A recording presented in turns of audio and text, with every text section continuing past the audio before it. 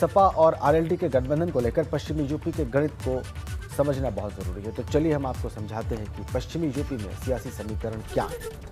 पूरा गणित आपकी स्क्रीन पर हम रखने जा रहे हैं। कुल 26 जिले हैं और कुल 136 विधानसभा सीटें हैं।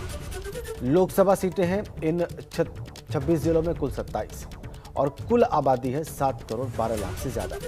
हिंदू आबादी यहाँ पे 72.29% है। मुस्लिम आबादी 26.29% है।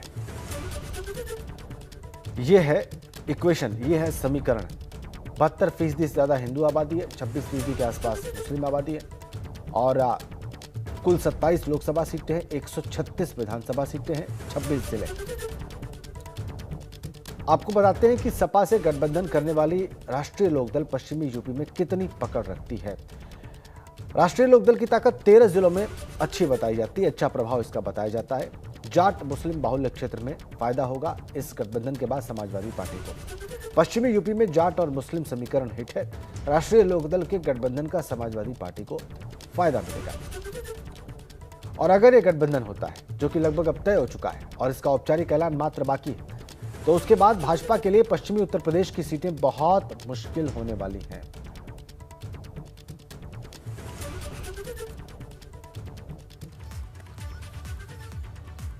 क्या हुआ कल और क्या होगा अब आगे, आइए इस पर बात करते हैं अनुभव शुक्ला से, जिन्होंने कल की बैठक पर नजर बनाए रखी जयंत चौधरी और अखिलेश यादव की।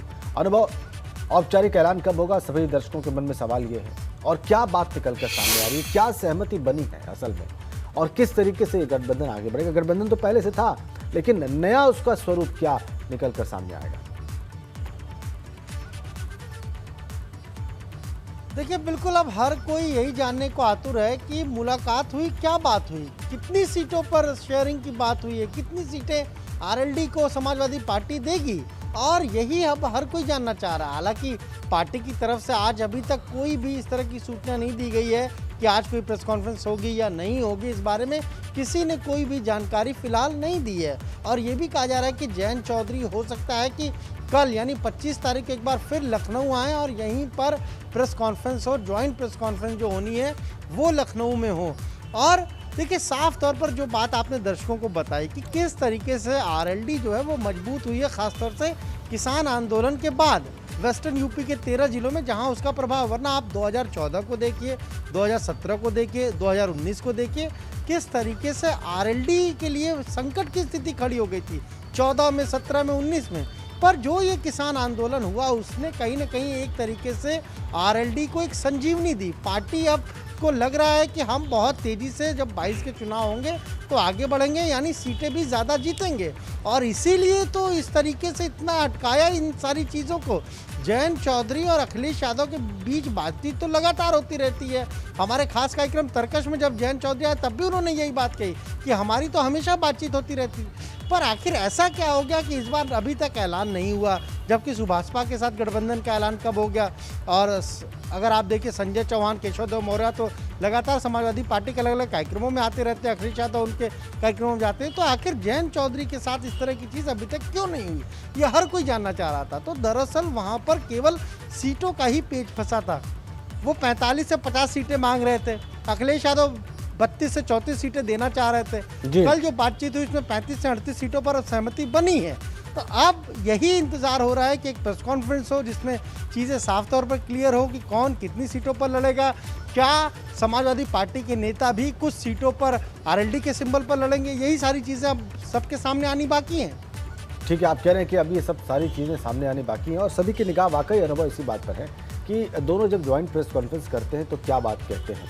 लेकिन ये मुलाकात बहुत प्रतीक्षित थी अनुभव, ये हम सब जानते हैं, और ये कल मुलाकात हो गई। ट्वीट करके इसको दिखा दिया गया, इसकी तस्वीरों को दोनों नेताओं के द्वारा खुद दिखाया गया, यानी खुद बताया गया कि हम लोग बात कर रहे हैं, हमारी बात सकारात्मक दिशा में आगे बढ़ी है। अनुभव, ये अब समीकरण हम ये भी डिस्कस करते हैं कि भारतीय जनता पार्टी के लिए क्या चुनौती पेश करने वाला है, चूंकि भाजपा ने पिछले विधानसभा चुनाव में बहुत शानदार प्रदर्शन किया था पश्चिमी उत्तर प्रदेश में।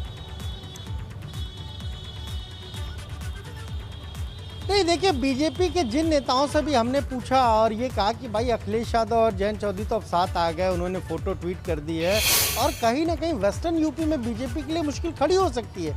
क्यों? क्योंकि एक तरफ तो किसान नाराज है, वहाँ पर आप देखिए जब भी बीजेपी के विधायक जा रहे हैं या सांसद जा रहे हैं, किस तरीके से किसान वहाँ पर उनको कह रहे हैं। कई बार तो ऐसी तस्वीरें आई हैं कि बीजेपी के लिए बिल्कुल ऑकवर्ड सिचुएशन खड़ी हो गई।